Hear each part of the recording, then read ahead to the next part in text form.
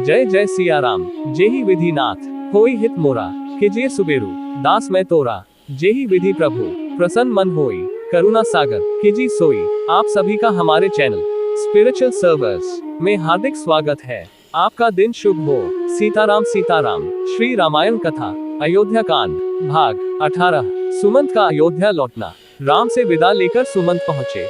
उन्होंने देखा कि पूरे अयोध्या में शोक और उदासी व्याप्त थी। उन्हें आते हुए देखकर अयोध्यावासियों ने दौड़कर रथ को चारों ओर से घेर लिया और प्रश्नों की बौछार करना आरंभ कर दिया। राम, लक्ष्मण, सीता कहाँ हैं? तुम उन्हें कहाँ छोड़ आए? अपने साथ वापस क्यों नहीं लाए? चाहकर भी सुमंत उन्हें धैर्य नहीं बंधा पा रहे थे। उनका कंठ अवरुद्ध हो गया था। उनके नेत्रों से अश्रुधारा प्रवाहित होने लगी।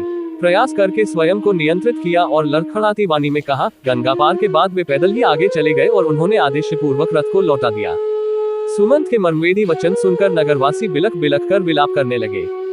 देखते देखते सारा बाजार और सभी दुकानें बंद हो गई। लोगों ने छोटी छोटी टोलियां बना लिए और शोकाकुल होकर राम के विषय में चर्चा करने लगे।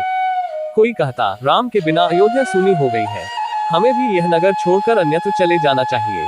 कोई कहता, राम हमसे पिता की भांति स्नेह करते थे, उनके चले जाने से हम लोग अनाथ हो गए हैं।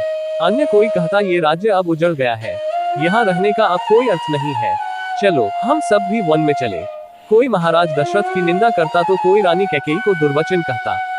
सुमंत राजप्रासाद के उस श्वेत भवन में जा पहुंचे जहां महाराज दशरथ पुत्र वियोग में व्याकुल अर्धमूर्छित अवस्था में पड़े अपने अंतिम श्वासें गिन रहे थे।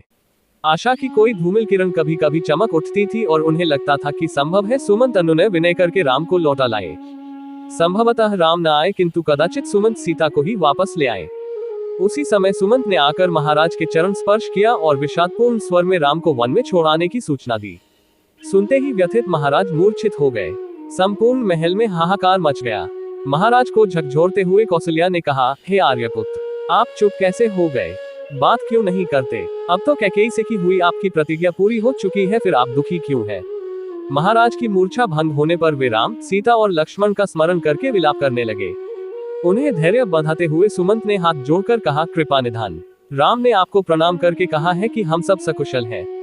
माता कौशल्या के लिए संदेश दिया है कि वे महाराज की हृदय से सेवा करें और कैकेयी के प्रति हृदय में किसी प्रकार का कलुष न रखें। भरत को भी उन्होंने पिता की आज्ञा का पालन करने का आदेश दिया है। महाराज दशरथ ने गहरी सांस छोड़ते हुए कहा, सुमंत, होनी को कौन टाल सकता है? इस आयु में मेरे प्रिय पुत्र मुझसे अलग हो गए। इस संसार में इससे बढ़कर भला क्या दुख होगा?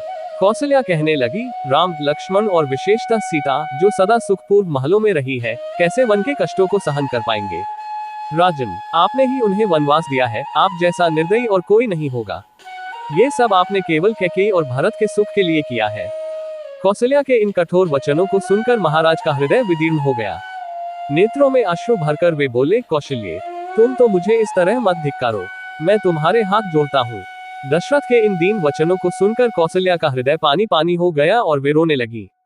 फिर दोनों हाथ जोड़कर वे बोली, हे आर्यपुत्र, दुख ने मेरी बुद्धि को हर लिया था, मुझे क्षमा करें। राम को यहाँ से गए आज 5 रात्रियां व्यतीत हो चुकी हैं, किंतु मुझे ये 5 रात्रियां 5 वर्षों जैसी प्रतीत हुई हैं।